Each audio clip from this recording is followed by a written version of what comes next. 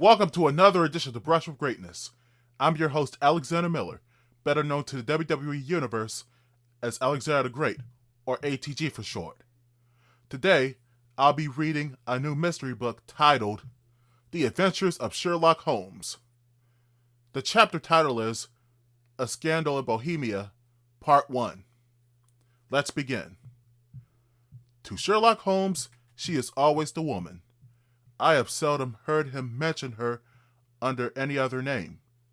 In his eyes, she eclipses and predominates the whole of her sex.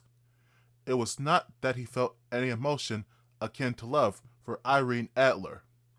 All emotions, and that one particularly, abhorrent to his cold, precise, but admirably balanced mind.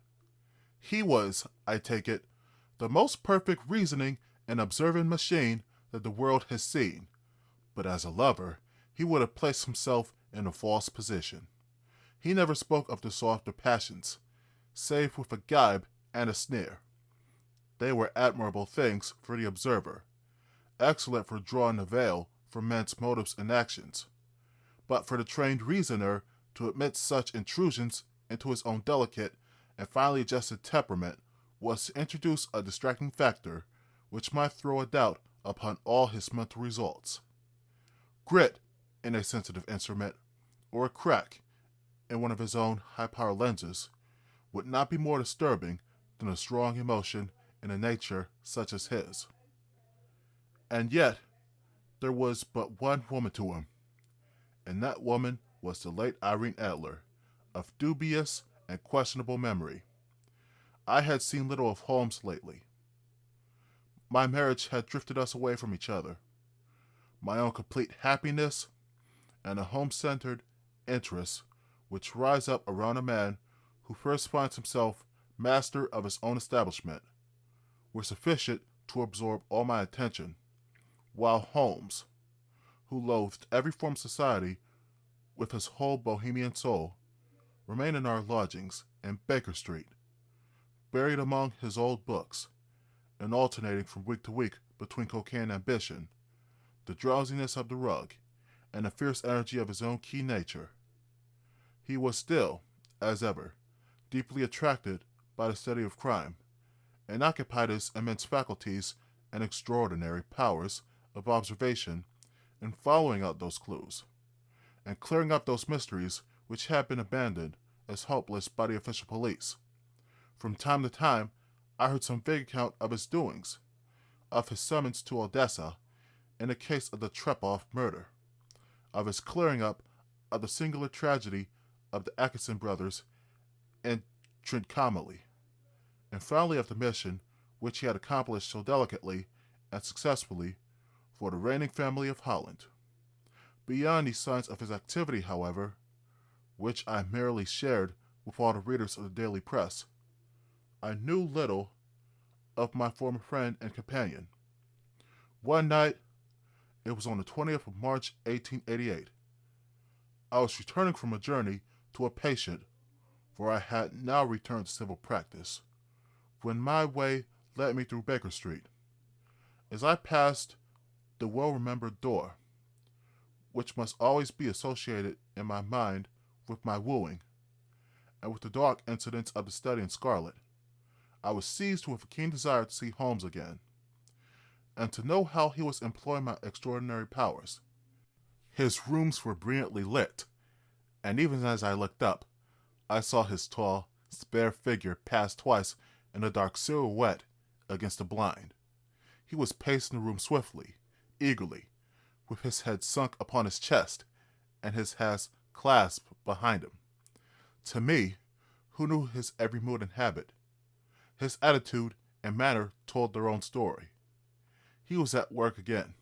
He had risen out of his drug-created dreams and was hot upon the set of some new problem. I rang the bell and was shown up to the chamber, which had formerly been in part my own. His manner was not effusive. It seldom was, but he was glad, I think, to see me. With hardly a word spoken, but with kindly eye, he waved me to an armchair, threw across his case of cigars, and indicated a spirit case and a gasolgene in the corner. Then he stood before the fire and looked me over in a singular introspective fashion. "Whitlock suits you," he remarked. "I think, Watson, that you have put on 7.5 pounds since I saw you." "7?" I answered. "Indeed. I should have thought a little more. Just a trifle more, I fancy, Watson." And in practice again, I observed, "You did not tell me that you intended to go into harness." "Then how do you know?" "I see it, I deduce it. How do I know that you have been getting yourself very wet lately, and that you have a most clumsy and careless servant girl?" "My dear Holmes," said I, "this is too much. You would certainly have been burned had you lived a few centuries ago. It is true that I had a country walk on Thursday and came home in a dreadful mess. But as I have changed my clothes, I can't imagine how you deduce it. As to Mary Jane, she is incorrigible, and my wife has given her notice. But there, again, I fail to see how you work it out." He chuckled to himself and rubbed his long, nervous hands together. "It is simplicity itself," said he. "My eyes tell me that on the inside of your left shoe, just where the firelight strikes it, the leather is scored by 6 almost parallel cuts. Obviously, they have been caused by someone who has very carelessly scraped around the edges of the sole in order to remove crusted mud from it. Hence, you see, my double deduction that you had been out in foul weather, and that you had a particularly malignant boot-slitting specimen of the London slavey.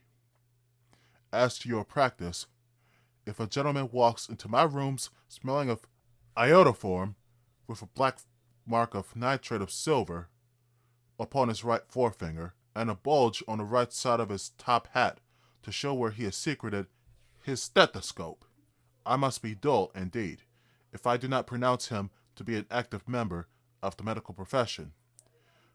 I could not help laughing at the ease with which he explained his process of deduction. "When I hear you give your reasons," I remarked, "the thing always appears to me to be so ridiculously simple that I could easily do it myself, though at each successive instance of your reasoning I am baffled until you explain your process. And yet I believe that my eyes are as good as yours."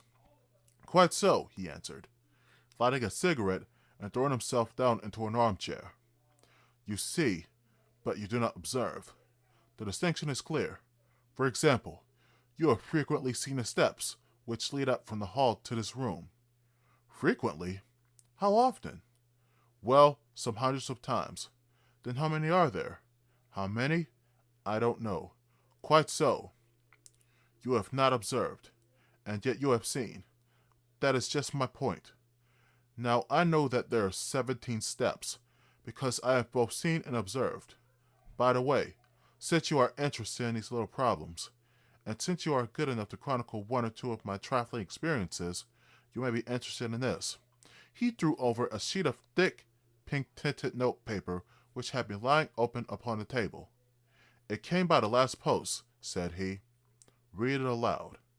The note was undated, and without either signature or address. "There will call upon you tonight at 7:45, it said, "a gentleman who desires to consult you upon a matter of the very deepest moment.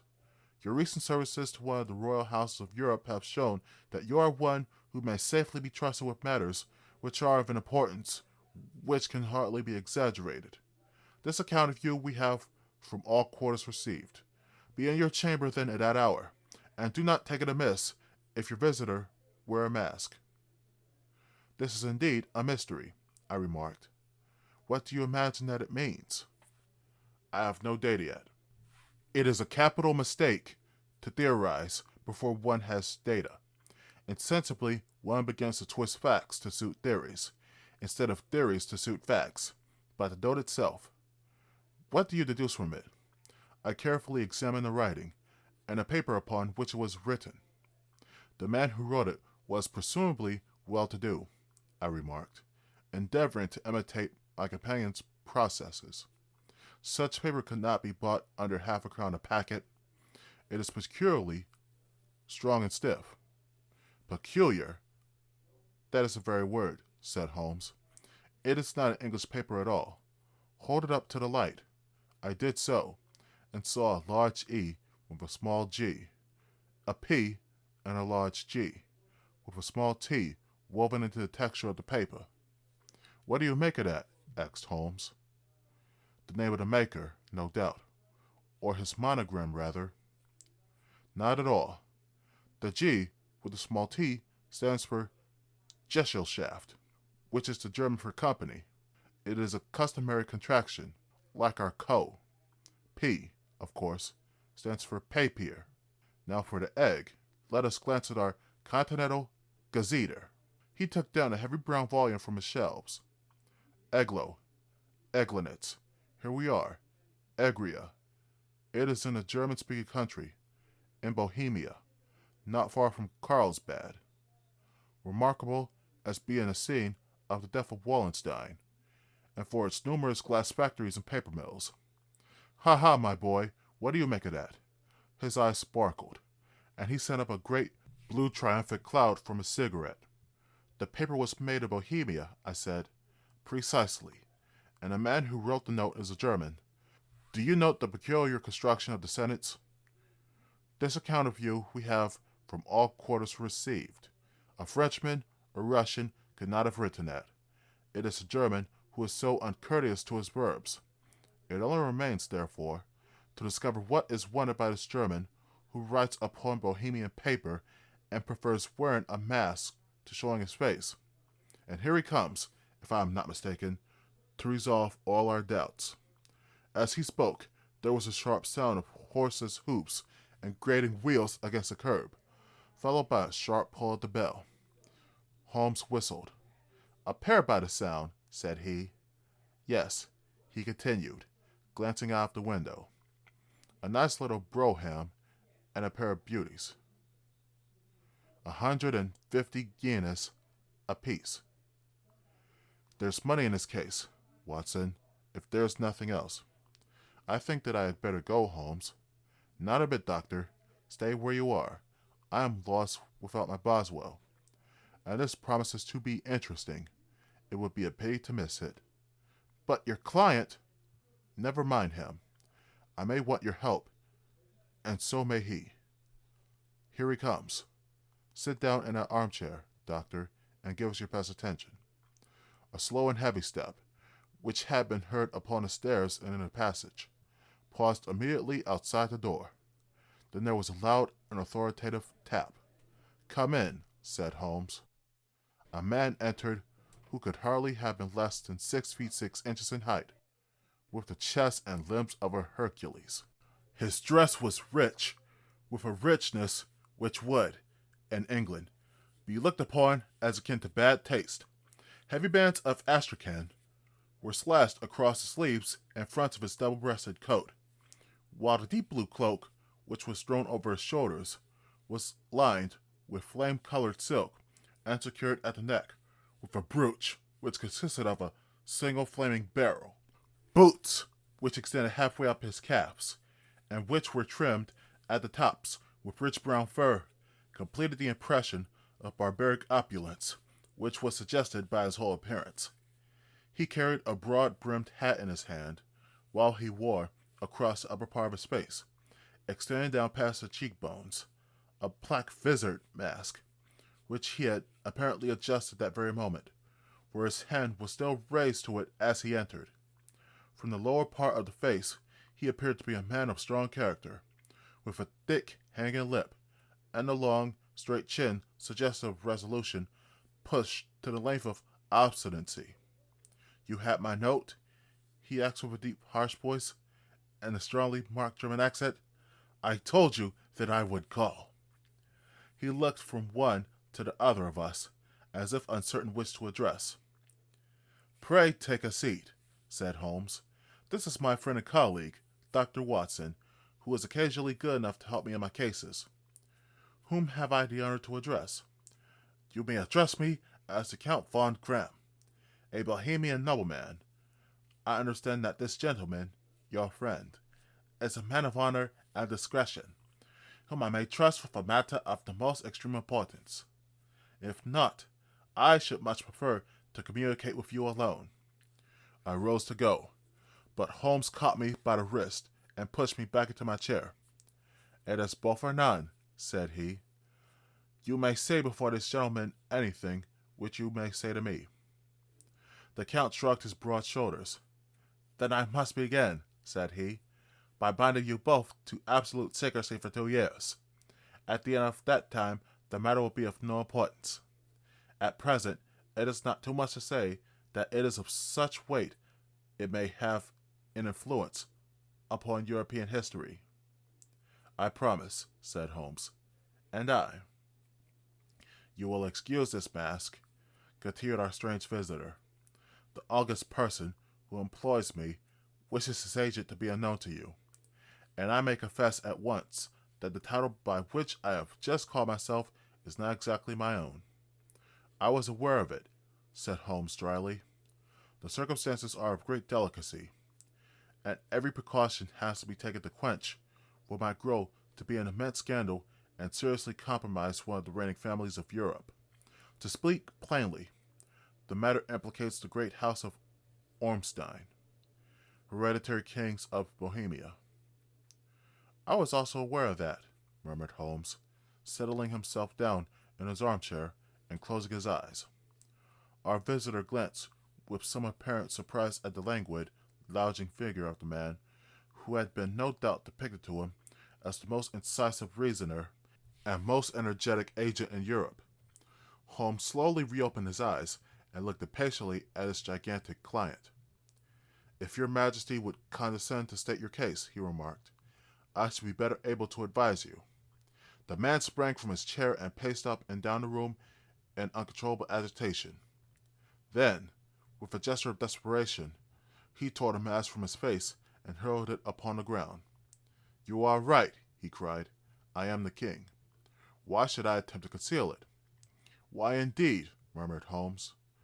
"Your Majesty had not spoken before I was aware that I was addressing Wilhelm Gottsreich Sigismund von Ormstein, Grand Duke of Cassel-Felstein, and hereditary king of Bohemia.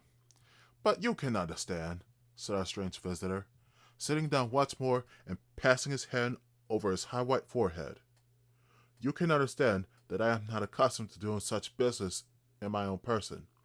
Yet the matter was so delicate that I could not confide it to an agent without putting myself in his power. I have come incognito from Prague for the purpose of consulting you." "Then pray consult," said Holmes, shutting his eyes once more. "The facts are briefly these. Some 5 years ago, during a lengthy visit to Warsaw, I made the acquaintance of the well-known adventuress, Irene Adler. The name is no doubt familiar to you. Kindly look her up in my index, Doctor," murmured Holmes without opening his eyes. For many years he had adopted a system of docketing all paragraphs concerning men and things, so that it was difficult to name a subject or a person on which he could not at once furnish information. In this case, I found her biography sandwiched in between that of a Hebrew rabbi and that of a staff commander who had written a monograph upon the deep-sea fishes. "Let me see," said Holmes. Born in New Jersey in the year 1858. Contralto. La Scala. Prima donna Imperial Opera of Warsaw. Yes. Retired from operatic stage. Living in London. Quite so. Your Majesty, as I understand, became entangled with this young person, wrote her some compromising letters, and is now desirous of getting those letters back." "Precisely so. But how? Was there a secret marriage?" "None." "No legal papers or certificates?" "None." "Then I fail to follow your Majesty. If this young person should produce her letters for blackmailing or other purposes, how is she to prove their authenticity?" "There's the writing." "Pooh, forgery." "My private note paper." "Stolen." "My own seal." "Imitated." "My photograph." "Bought." "We were both in a photograph." "Oh dear, that is very bad. Your Majesty has indeed created an indiscretion." "I was mad, Insane. You have compromised yourself seriously. I was only crown prince then. I was young. I am but 30 now. It must be recovered. We have tried and failed. Your Majesty must pay. It must be bought. She will not sell. Stolen then. 5 attempts have been made. Twice burglars in my pay ransacked her house. Once we diverted her luggage when she traveled. Twice she has been waylaid. There has been no result. No sign of it? Absolutely none. Holmes laughed. It is quite a pretty little problem, said he.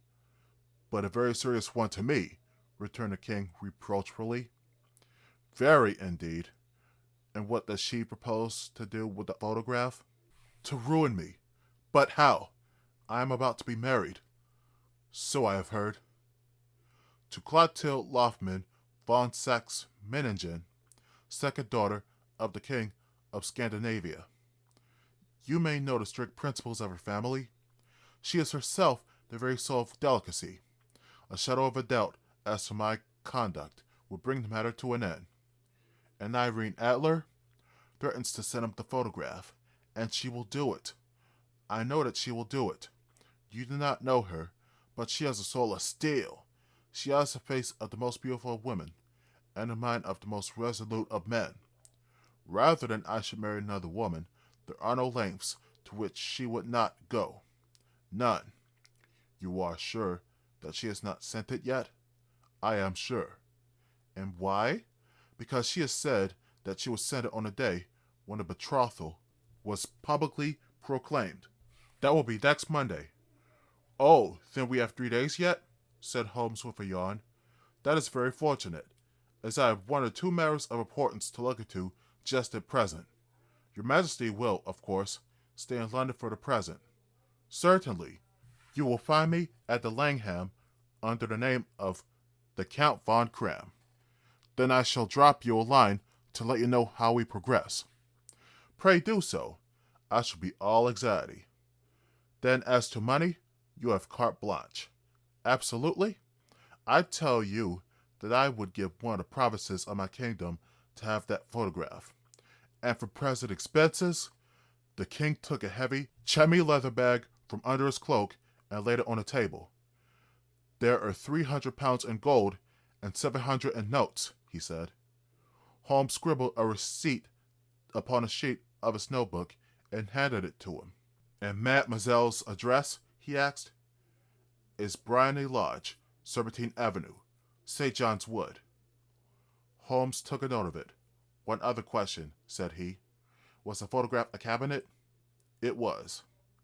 Then good night, Your Majesty, and I trust that we shall soon have some good news for you.